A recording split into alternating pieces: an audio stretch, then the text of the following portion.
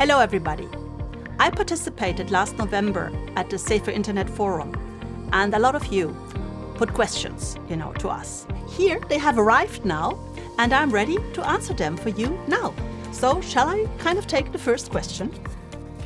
So this is a question from Somya. She's 17 and from Italy. Her question is, how is the Commission going to involve and educate young people on the correct use on the internet? That's a great question, Somya.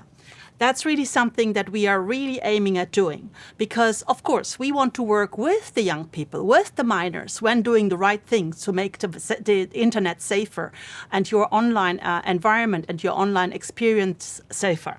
That's why we are involving the minors, the youngsters like you, into our policy making. For instance, when we are working on guidelines under the Digital Services Act right now, we are actually conducting discussions with stakeholders like young people like you to really know what your experiences are and to really catch, the experience from that angle. We are also using our Better Internet centers and all the Better Internet, kids ambassadors for that exercise to really have an open exchange. And this new commission, we just had a political transition. Imagine all the new commissioners have to conduct youth dialogues within the first 100 days of their role as commissioners. So this is all to show you that we really don't want to stay out of the discussion with the young people, but rather want to fully include you in the discussions to get this right also for you. Let's maybe move to the next question. So here we have Vincent. He's 19 from Croatia. How can you enforce accurate age verification without causing serious privacy concerns? That's also a really important question. Because, of course, we need to secure that content that is really made for adults is not available for minors online. So to have systems in place that really find age verification systems in a reliable way is useful. But when we do that, we need to respect two things. First, we need to respect privacy of the individuals. And second, we need to respect the security aspects around it. So we are at the moment working on a tool, a so-called mini wallet app that we hope to have ready by the summer, where we're working together also with member states together so that we have a tool, a mini app that would not identify who is behind, that would only verify yes or no, is that person 18 years old? It would not track back, how that person uses the internet. So privacy would be fully respected. The data would remain encrypted. It would also be secure. So when developing that tool, which would really be important because we want to prevent that minors are getting access to adult-only content, we will ensure the highest level of privacy and security. We also have to do that because in the EU, luckily, we have very strong data protection rules with the General Data Protection Regulation. And in developing age verification tools, we must fully respect the privacy rules. I move on. So here we have Donnet, 18 from Ireland. How is the European Commission dealing with the privacy problems such as generative AI? Quite a privacy discussion this afternoon, I dare say. So yeah, generative AI has an issue on privacy. But here again, let me reassure you that whatever we do, also on AI innovation, and of course, we want to have AI innovation in Europe, we must respect our rules. And here comes into play two sets of rules. On the one hand, we have, as I said earlier, we have the General Data Protection Regulation. So we have a fundamental law on data protection that we have to respect. And on the other hand, we now have the brand new AI Act. The AI Act is not about prohibiting AI as such. We want innovation, but it's especially in the area of generative AI, making sure that in the design, we already built in privacy and safety, aspects. And that's what we are developing right now, also in the context of guidelines, to ensure that when we are implementing the AI Act, we're doing it in a very transparent way, so that we know when when there is AI involved in our discussion with, for instance, a bot, and that we also have the best kind of, watermarking of AI-generated content, for instance, by transparency rules that are in the AI Act. So by mixing the General Data Protection Regulation and the AI Act, I think we have a very safe ground to ensure that we have full privacy protection in a continent that wants to have AI innovation big time in Europe. I move on to the next one. Sarah, 15, from Norway, going beyond the EU. How are you going to make kids less addicted to the internet? We have, luckily, a very strong regulatory framework with the Digital Services Act. These are our platform rules. They have been enforced now for 1.5 years. And from the beginning, we put a lot of emphasis on enforcing the rules in full respect and of the protection of minors online. There are very strong rules in the Digital Services Act to protect minors online. And what we are doing is a couple of things. We are enforcing these rules vis-à-vis the platforms.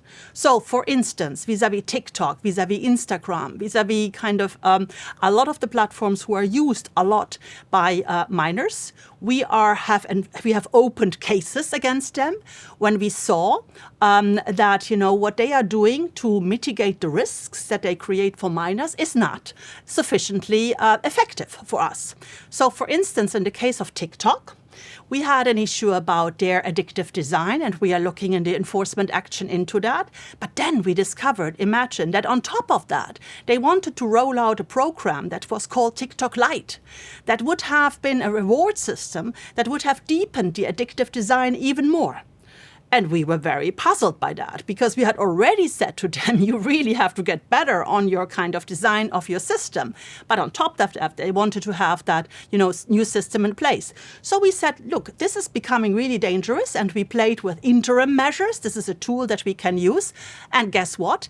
In discussions with TikTok, we managed that they committed to us that they would not roll out TikTok Lite in the European Union. This was a very, very strong success for us.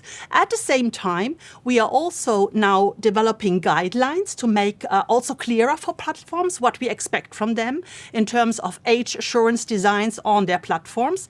They should be coming out before the summer. We are developing an age verification tool so that, certain content cannot be available for minors. And we are doing a lot of kind of education and awareness building of parents and also of minors, of schools. We use the Better Internet of Kids for that to make sure everybody's aware so that you also make your choices. But it's a really important priority action for us in the context of our platform economy rules. So I go to the next question. Coming from Eric, 15, from Lithuania. Are there any measures against cyberbullying? And if so, why don't more people know about these measures? Where should young people seek help or advice? Great question. There are some kind of rules already. There are some actions, but we want to do more. And that's why I can, share with you that we are going to work this year on an action plan on cyberbullying, because we want to spread the news about what can be done to face that even more. Because our work with the Better Internet for Kids and the respective Safer Internet centers have shown that most of the complaints, most of the concerns raised by minors are related to cyberbullying, in schools, outside of schools. So it's a real issue, and we want to get better. There are some really good examples. Some member states have very strong rules, or in some member states, there are very kind of, useful tools like an app where you can report. And we want to bring everybody to the same level. We want to make it easier for everybody to report, because that's so important, that you don't swallow it, digest it, and keep it all for yourself, but that you share it. And that's what we want to facilitate with the action plan on cyberbullying. I take the next question from Julia, 17, Italy. Will the whole world be ruled by AI in the future? If the answer is yes, is it a good or a bad thing for you? Well, Julia, I think technological improvements are always a bit disruptive, and the AI revolution is probably quite a disruptive kind of, feature that we are observing. But the reality is also that we are all already using AI. When you're going to a search engine on the internet, guess what? This is kind of, motivated by, AI. Also, AI can help us to become much more efficient in many aspects, in education, in medicine, in mobility, in agriculture. So there are huge opportunities for AI, for our societies to kind of move forward and not to stand behind, because AI is happening in all continents of the world, so Europe needs to catch up with it. But Europe also wants to stand for a certain AI. And that's why it was so important that we pioneered with the AI Act to say clearly there are certain guardrails about what we don't want, because we want a human-centric AI that is, trustworthy. And I think that mix is the right one, that we leave the door open for AI innovation in Europe, which we need, but that we clearly protect ourselves so that it's always human-centric.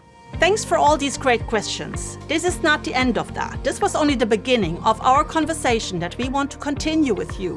So please keep on sending questions. I'm not the only one to be able to answer them to you. So keep on staying in touch with us so that we have a conversation that is worth having for you and for us.